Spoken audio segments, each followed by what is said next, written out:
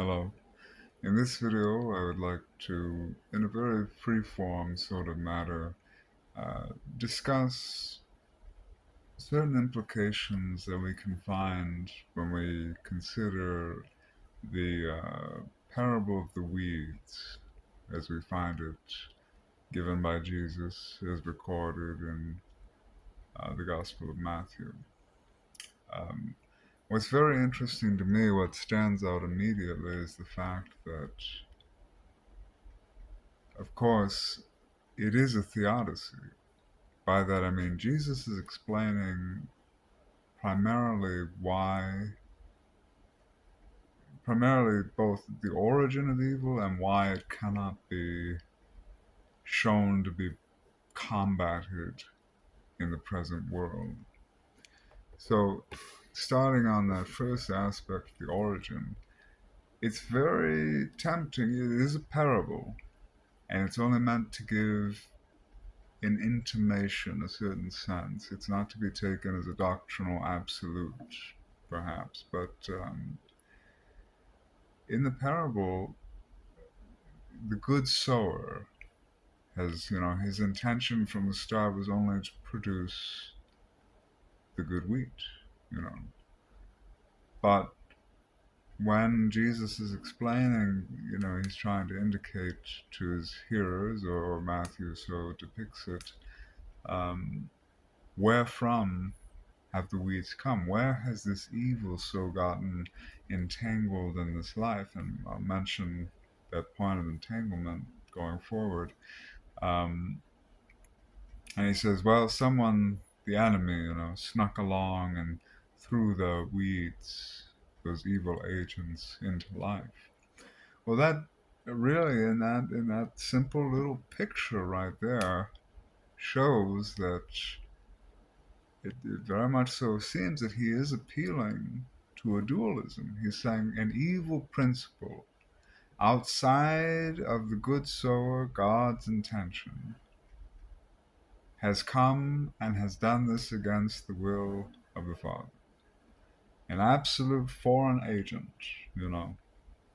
however we should term that agent, devil, Satan, evil itself, darkness, whatever it should be.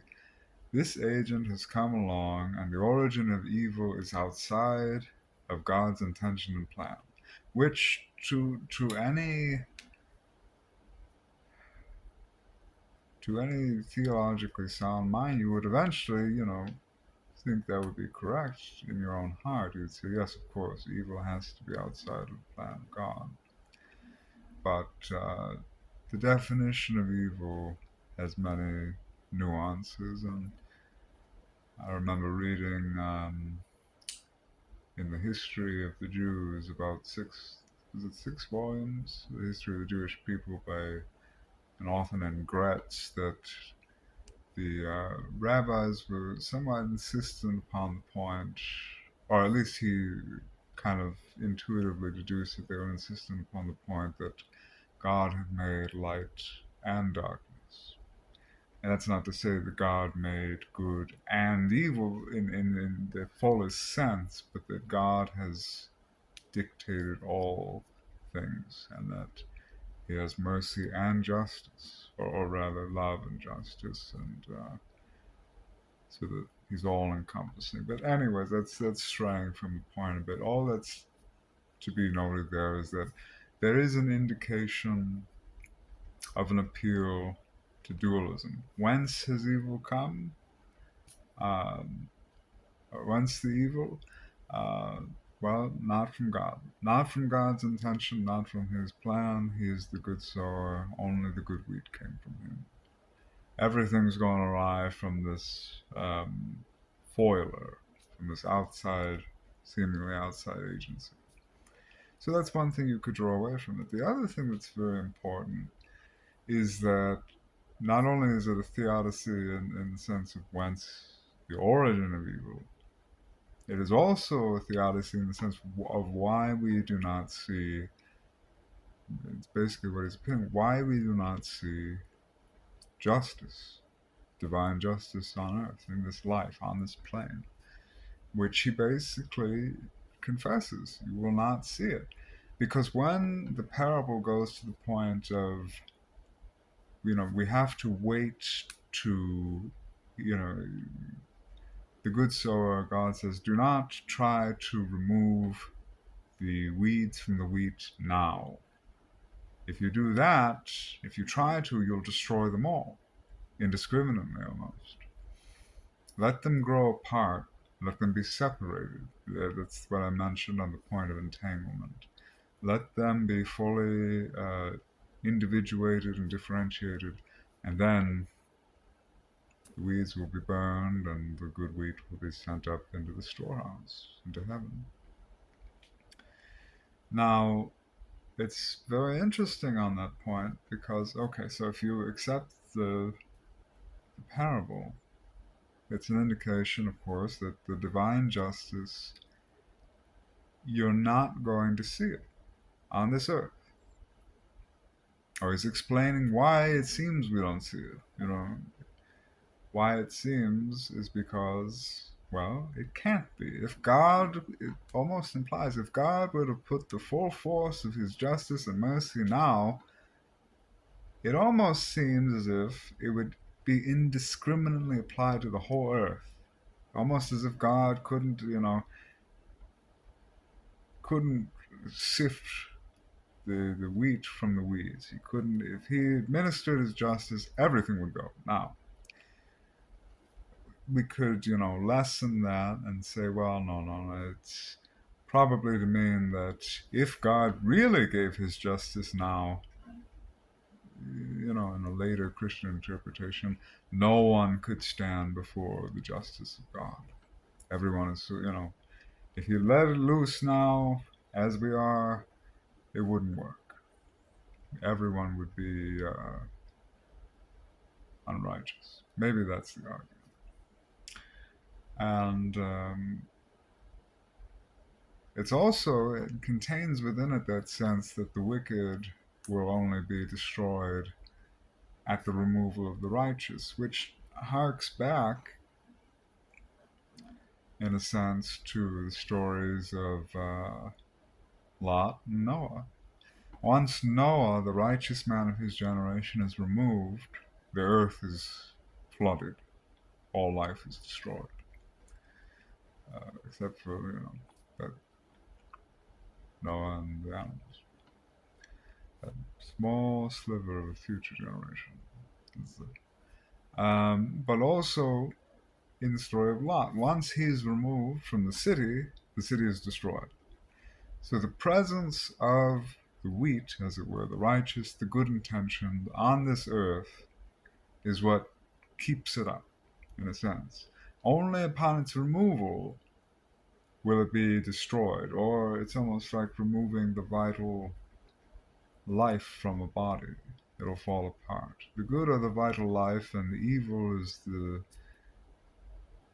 there was a definition of the soul provided by the Greeks that it was harmony. Not in any really metaphysical sense, I think, at least for some cases, because that could be deduced being a harmony of the elements in the sense that when a soul leaves a body, the body decomposes. But when the soul is in the body, it maintains the composition. So anyways, when the soul of the good, maybe that's the only soul there is removed from the world system, the physical cosmos, degrades. And all the evil in it, maybe. But, so we see, just to sum up more succinctly, two things that we could take away from that parallel. Number one, two aspects of that theodicy. Evil has an outside origin, it seems, almost a dualistic origin. The evil one has come and thrown in his evil, his blight, to the point where it's so entangled that it can't be sifted now. That's what it has to. We have to wait until it grows apart, and that's why you're not going to see it on the earth. That's the second part. You're not going to see the divine justice on the earth. You're going to see the wicked prosper at times and the righteous suffer.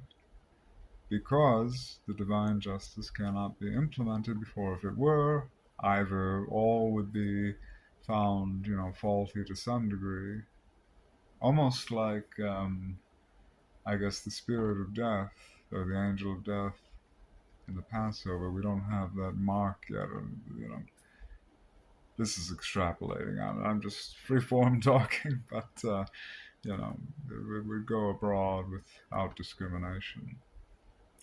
Um, and so those are very important topics to consider because it strikes right to the root of all our world's religious thinking. And I had to think about it for a second because if you go back to the most primeval forms of religion, this need of understanding the origin of evil, this really central and very personal need, is a unique and later development. It took time because if you look at early religions, a lot of it was very communally based. In other words, their leaders, their priests, or the priest kings in many cases, would perform rites of atonement on behalf of the community. And it was, it somewhat was completed just at that level, that level of religious participation. And that's a simplified view, but it comes back into our religious shift where it's the person who has the sin deep in their person, or whatever you would like to call it, and needs to expiate it, purgate it, and deal with it, and wonders whence my own self, where is my own being rooted in? Anyhow, thank you for watching. I hope that, again, just to stir some thoughts, some considerations, especially on you always have to take these things with a grain of salt. And in examining these parables and examining anything in the New Testament, anything anywhere, it's always good to be very cautious, just to be content with the fact that whatever you have deduced from a text is reference in a large part only to you, only to your own um, psychological makeup. And then, with all your cautions and refinements, then you put it back out into the world and you say, I thought about this. I don't know. I hope you enjoy it. Thank you.